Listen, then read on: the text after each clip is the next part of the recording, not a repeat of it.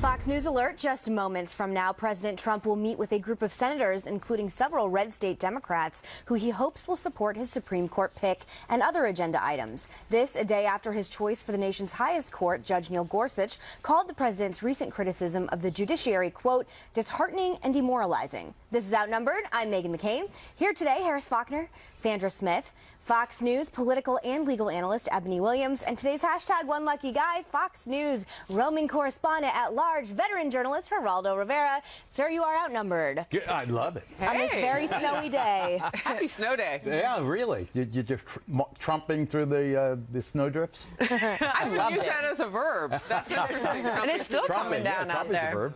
Yeah. All right, we got a lot to get to. So Judge Gorsuch's nomination certain to top the agenda when President Trump has lunch with lawmakers, including 6 Democratic senators minutes from now. 4 of those Democrats, John Tester, Heidi Heitkamp, Joe Manchin, and Joe Donnelly, all up for re-election next year in states President Trump won handily. The high-stakes meeting follows reports Judge Gorsuch disagrees with the president's recent criticisms of the judiciary.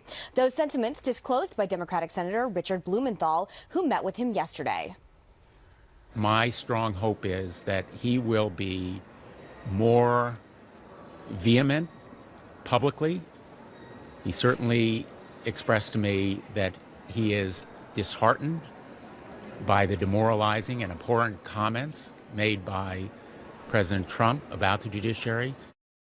This morning, President Trump blasting the lawmaker on Twitter, saying, quote, Senator Richard Blumenthal, who never fought in Vietnam when he said for years he had, major lie, now misrepresents what Judge Gorsuch told him. Meantime, while President Trump's own confirmation team for Gorsuch confirms that he made those remarks, they say he did not use the word abhorrent and that he was not referencing in any specific cases. I'm going to go, obviously, to you first, Geraldo. What do you make of all this? Well, I think a lot of things, Megan. Thanks. I think, first of all, in political terms, I think Judge Gorsuch has done a brilliant thing by distancing himself from Donald Trump if he hopes to get the necessary Democratic senators he needs to get the 60 votes to beat the filibuster and get his confirmation to the high court. So politically, I think Gorsuch did a brilliant thing.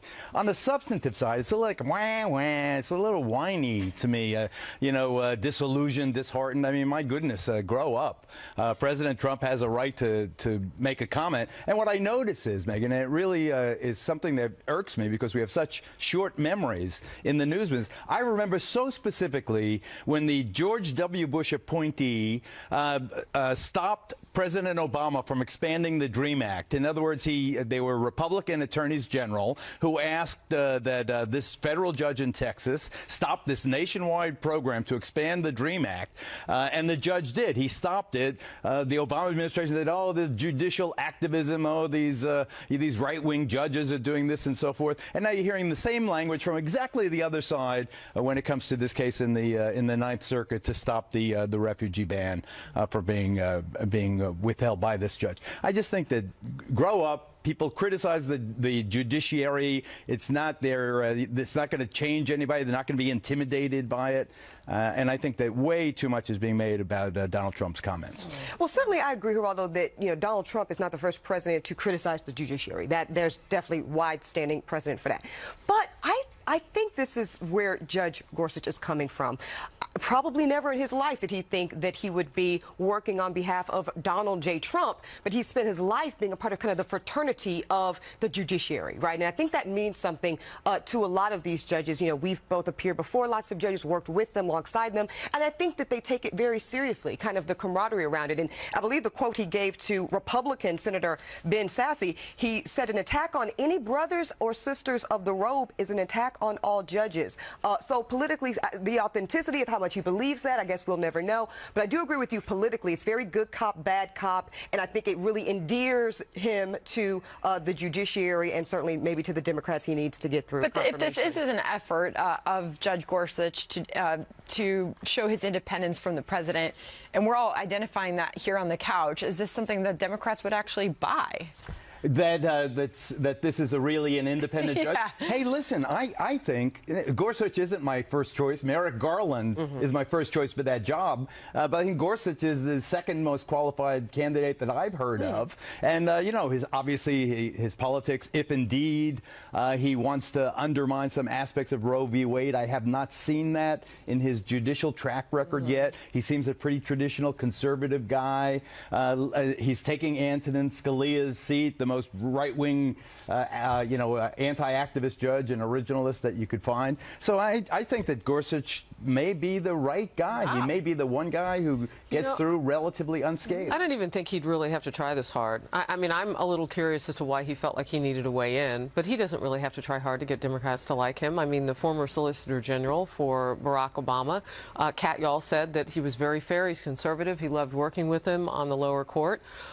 He's meeting right now with one of the two Republicans, or met about an hour ago, with one of the two Republicans who voted against the Education Secretary nomination of Betsy DeVos, Susan Collins of Maine. So he's doing some reach out there. We know the president's going to be meeting with more moderate Democrats regarding Gorsuch.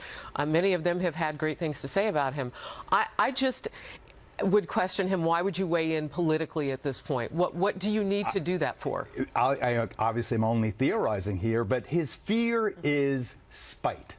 That's his fear. His fear is that the Democrats... You mean within the justices on the court? Within the confirmation process.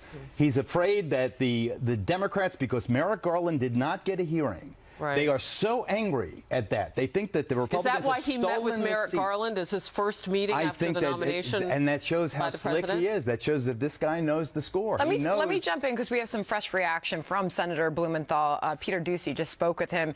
He is insisting that he did not embellish or misremember his interaction. I believe him. I don't think he did. It was corroborated. We've got two Republican senators saying exactly the same thing. I think, maybe we could talk about the semantics, but he said that he was disheartened, and I think he takes serious issue with it. So to your point, Harris, the fact that politically he doesn't need to try so hard, I agree with you, makes me buy it more. Makes me buy it more that maybe he authentically has a problem. So how should the president take a person who would then criticize the way that he is doing his job? But wait. So here's what Peter Doocy is reporting after speaking with Blumenthal. He's saying Gorsuch needs to publicly defend the judiciary against the president's attacks. Where's that going to go? This is Blumenthal calling on Gorsuch to publicly defend. Well, I mean, this is all politics. Blumenthal is a big Democrat, so he's going to call for any attack against Donald Trump and the way he's handling this.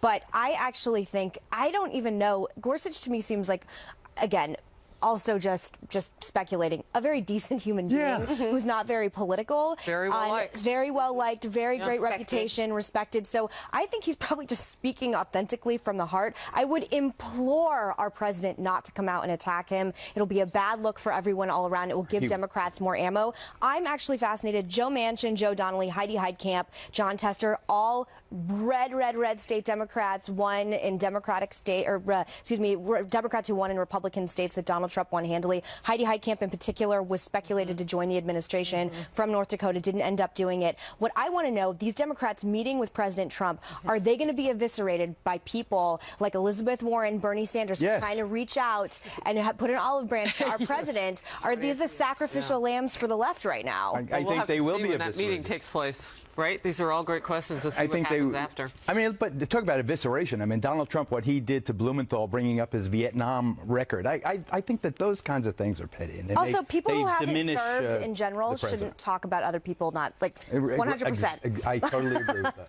All right, we are awaiting a decision right now from a federal appeals court on President Trump's travel ban. Remember, they put the word out yesterday it wasn't going to come then, so could it come today? Meanwhile, White House Policy Director Stephen Miller is ripping into the media coverage. Watch. It is extremely dishonest, and it is frankly contemptible the way that false statements have been made about the president's lawful, necessary, and fully constitutional action. It is dishonest, it is false, and it is wrong. Meanwhile, Attorney General Jeff Sessions, sworn in just moments ago, is weighing in on President Trump's immigration order. We need a lawful system of immigration, one that serves the interests of the people of the United States. That's not wrong, that's not immoral, that's not indecent.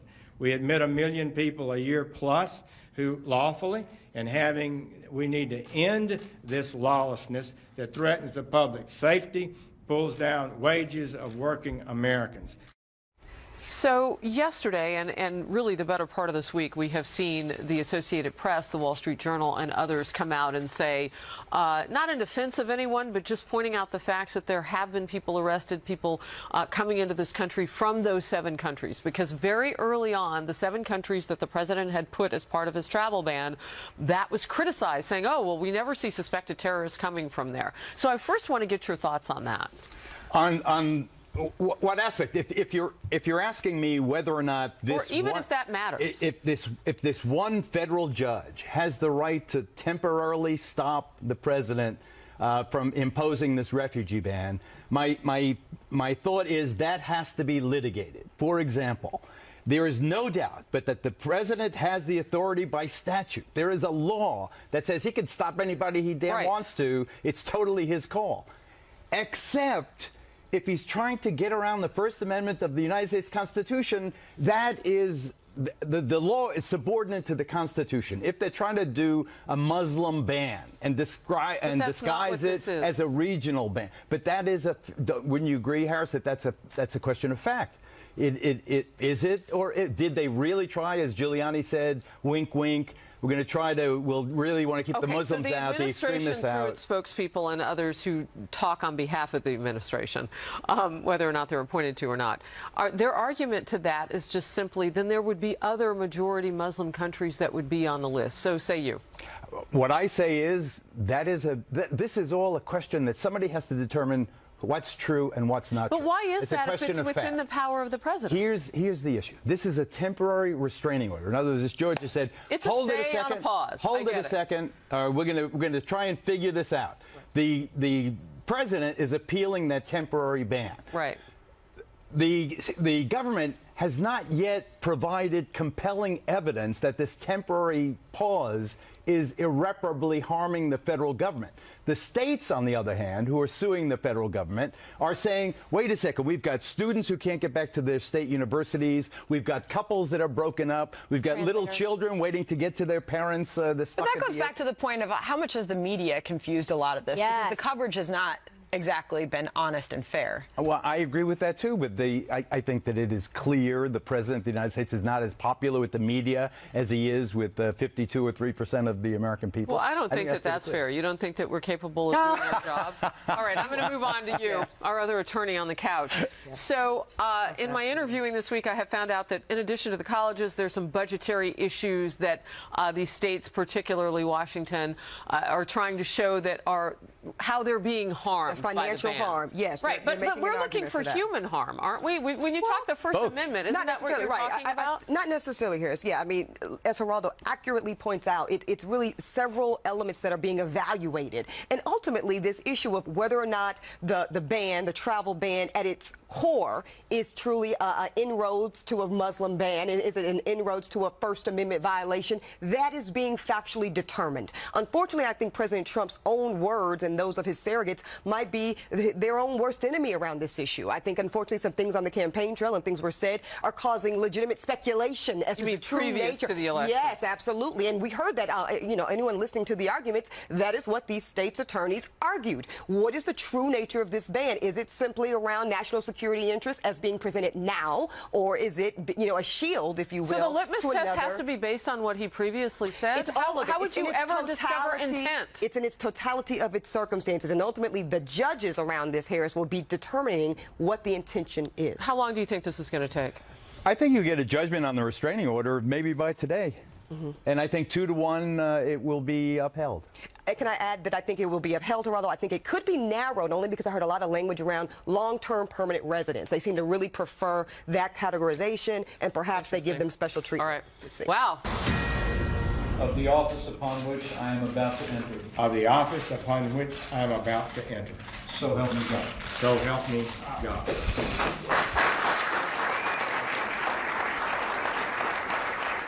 The vice president today swearing in Senator Jeff Sessions as Attorney General after the big controversy ahead of his confirmation vote. Senator Elizabeth Warren excused from the floor after reading a letter written by Coretta Scott King. Majority Leader Mitch McConnell saying she was impugning Sessions' character. after the Senate voted to confirm Sessions. Warren lit up Twitter, and here's just a sample of that. If Jeff Sessions makes even the tiniest attempt to bring his racism, sexism, and bigotry into the Justice Department, he'll hear from all of us. And you better believe every senator who voted to put Jeff Sessions' radical hatred into the Justice Department will hear from all of us, too. Consider this my warning, she said. We won't be silent. We will speak out, and we will persist. And there you have it, Geraldo Rivera. Well, you know, I think that the Democrats basically disappeared as a political party on November 8th. They were so ineffective and so disorganized, so dysfunctional, so dispirited that they almost ceased to exist as an organization. Who picked up the pieces, what was left of it? Elizabeth Warren and Al Franken and the far left of the Democratic Party in the United States Senate. They are now all that is left. They are trying to refashion a new purpose in life, Is this a good way to do it? a new institution. But who's she appealing to? She doesn't have to appeal to you or me. She's appealing to the people who are both fearful of Donald Trump and angry that a minority popular vote president is in the White House and that they missed the ball on. Well, I'm tweeting that out right now, what you just said. Well, there you go. I can't wait to get the response from that, so I'll report back. But I mean, at some point, they've got to stop, look at themselves, and decide, is this strategy of trying to get in the way of every one of Donald Trump's cabinet nominations, is this a good one? I'm fascinated by what she's doing right now because she's ostensibly bullying Democrats and pulling them even more to the progressive left, which I don't know if you're Senator Heidi Heitkamp or Joe Manchin, if you're necessarily going to want to get on that bandwagon. What she's doing, as I said yesterday, setting herself up for 2020. She's the new avatar of the left in every significant way. The hashtag Elizabeth or Liz 2020 was trending all over Twitter.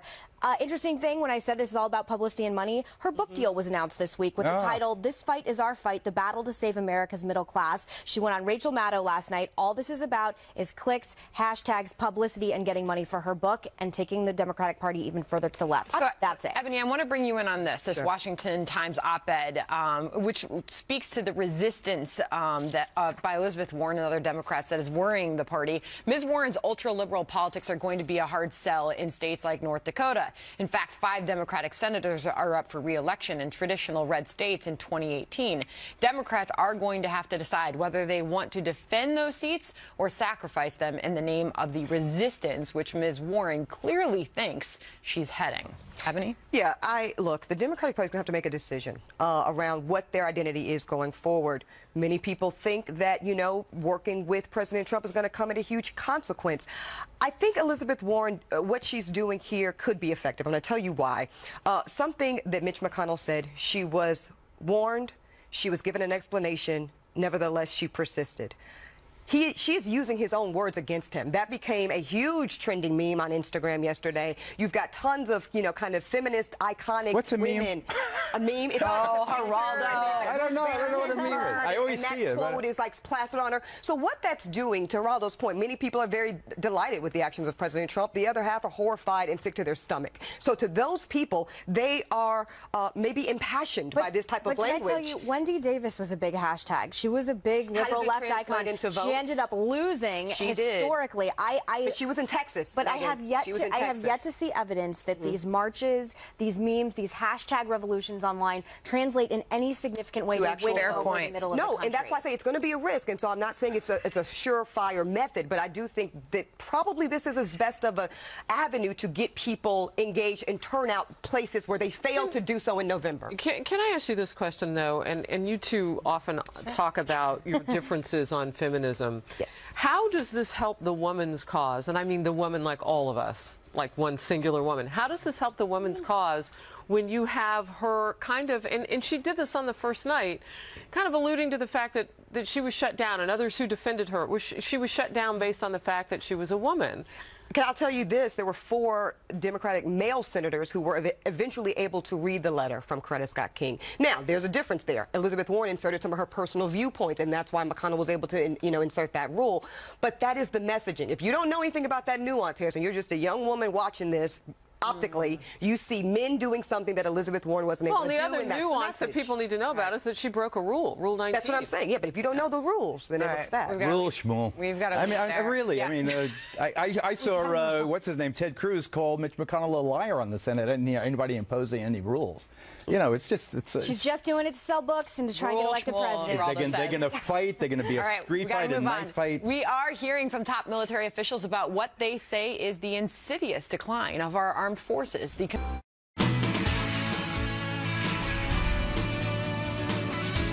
Top brass are sounding the alarm about the readiness of our military. Watch what the Vice Chief of Naval Operations, Admiral William Moran, told lawmakers during a pair of hearings this week. We come before you and talk about making tough choices. This year is more of the same, and our long-term readiness continues its insidious decline. So while we're still able to put our first team on the field, our bench is largely depleted. Just a few of the concerns. More than 60% of the Navy's F-A-18 Hornets are out of service. The Marines have it worse. 74% of their F-18s are not ready for combat. And across the board, funding cuts brought down the number of fighters, bombers, tanks, and warships to the lowest point since World War II. Those are some disturbing things to hear, Megan. Listen, when I was going over this story this morning, to say this breaks my heart doesn't even put it lightly. Everyone on this couch supports and loves the military.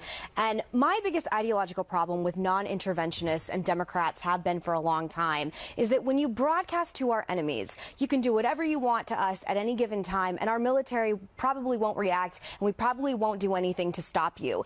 The morale of the military goes down, and we aren't giving these men and women the tools that they need to fight if, God forbid, we come to that point. And the fact that it's shown in all these statistics you just read, it just makes me very sad. This happened under Obama. You cannot put any blame at the feet of Donald Trump. He's only been president for 2.5 weeks. And I hope that this is one of the things he starts off first and foremost with General Mattis to fix as soon as possible. So I would ask how you first attack this, because now we're fighting clearly a war on two fronts with cyber warfare too. I mean, look at all of the hackings of our government and look at what they have done. I mean, it's really irrespective of the election or anything that's happened in the last 6 months, even before that. So we've got to fight that too. But war levels at World War II for our machinery, our equipment? Let's start where Megan leaves off. We all support the strongest military possible. We also spend lavishly more money on our military than any other nation by far, per capita and any other way you want to measure it. We spend a lavish amount. And I just caution this. While we want F-A-18 Hornet fighter jets to fly, on the other hand, how many of these appropriations are because of lobbyists who lard on, as the president correctly pointed out in the F-35, larding on hundreds of millions of dollars? How much of the precious taxpayer money that we spend on the military goes to a political sucking machine that just gets as much, and how many, So are you more confident now under this president, perhaps? I think that somebody who didn't need loyal or lobbyists to get into the White House. I'm seeing you nod on Well, this. that was going to be my point, is that, I agree with Megan. When we broadcast, our intentions beforehand, we undermine their ability and we do us all collectively a disservice. But like Geraldo said, let's not pretend like we don't spend $597 billion. So it's not, a lack of spending. Yes, there were cuts, but there's still an incredible amount of money going there. It's the way it's being spent. It's the stewardship around all of these millions and millions and billions of dollars that's really the problem. And whether we see a better result under President Trump, certainly for America's sake, I hope so. So let me share with you what the Vice Chief of Naval Operations said. We know we're too small for what we're being asked to do today.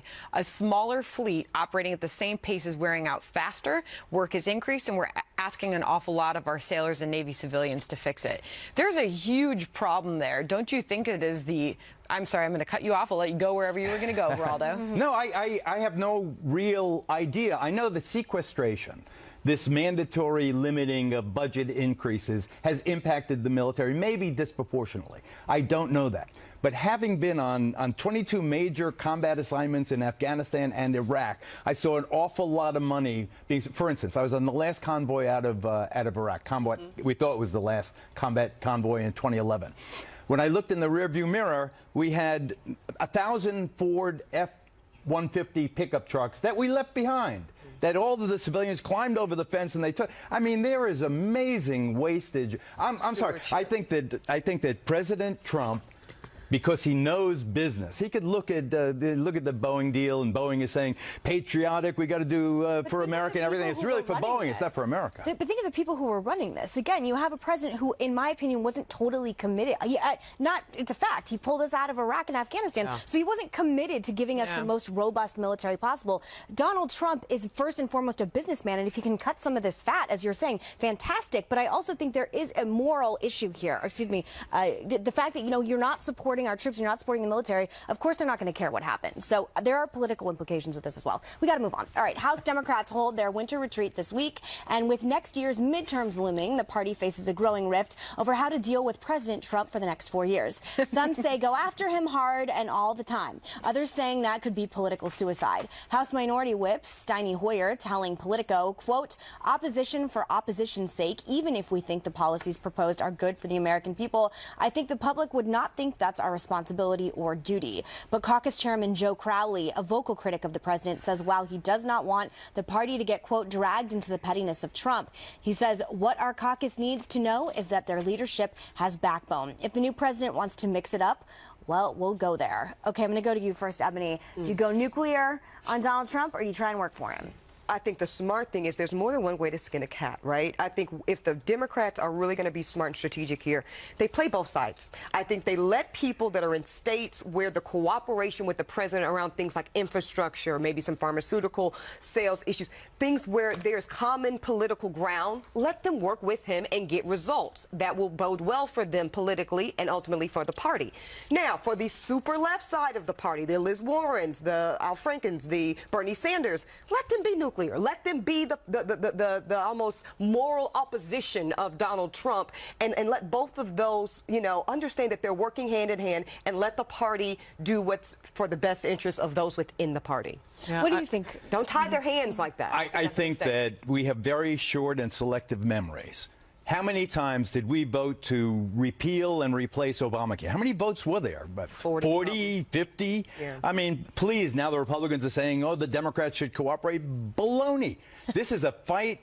Right now, the Republicans control the House, the Senate, and the White House. The Republicans can force this agenda right now. They should stop this crying about the Democrats. The Democrats will find their way, or they won't.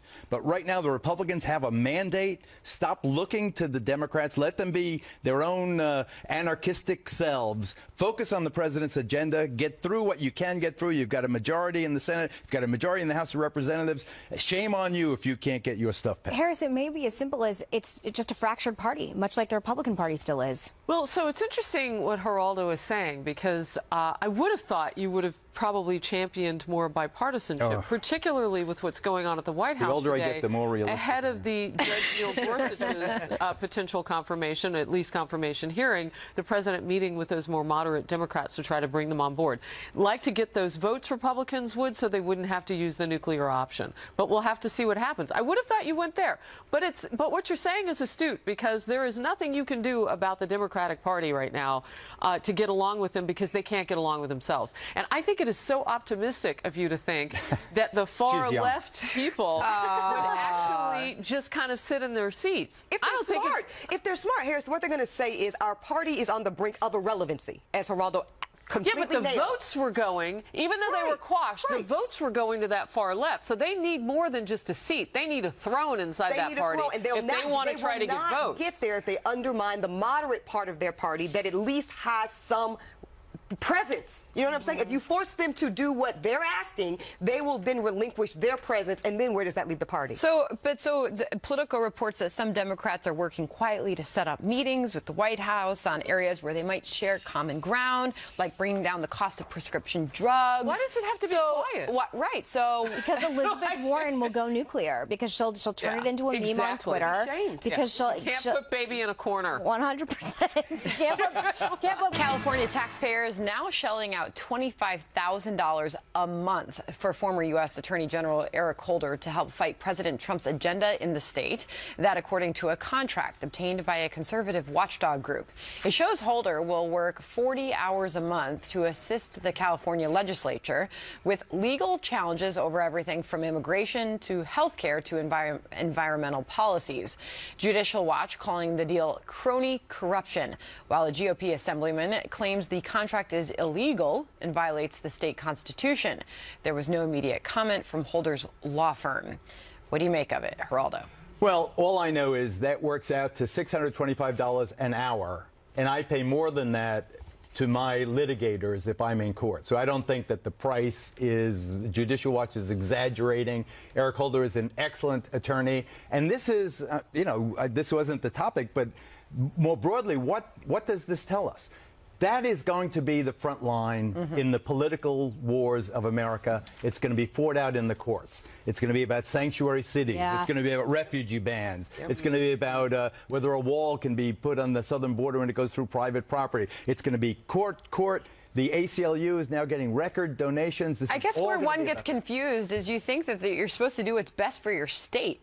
It doesn't look like that's what's happening here. I don't know. Let's talk about the state of California. They voted for Hillary at some 62%. So I think when you talk about the taxpayer and the base and the ideology of California as a state, I got to tell you, I lived in L.A. for 5 years. Most of my friends out there are delighted to see Eric Holder on the payroll. They're happy, literally saying they're happy to see their tax dollars go to him. And, it's all I've said. There's not a more zealous advocate I could think of if you're trying to argue for the side of sanctuary cities than an Eric Holder. Do they really understand what a sanctuary city is and what it does? I hear you saying that, and you're the attorney, so do you school them on what the real meaning is? Because maybe they wouldn't be so advocating for it. I think some of these people, I'm going to give them some credit here, is they understand the consequences that come along with some of that, but ultimately they feel very strongly and very passionately about the moral issue. And for them, that takes feel strongly about the moral issue of the go-around that a sanctuary city creates for immigration laws in this country? No, they feel that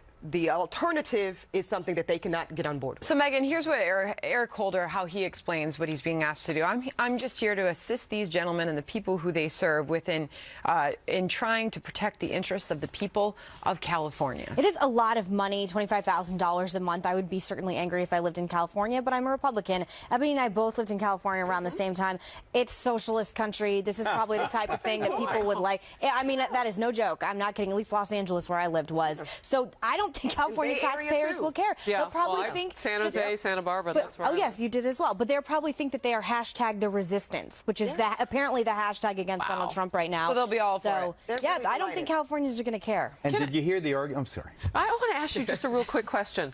Could the president cancel his executive order, table this conversation that's going on, and bring a new one that addresses all these things? Why doesn't he do that?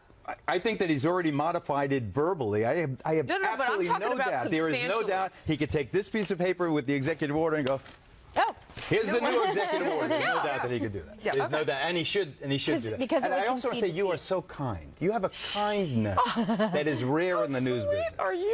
When Ebony was talking about war and the 60%, and then you said, don't they understand? Oh, boy. It's like, I just like my blood pressure went down. I said, oh, geez, listen.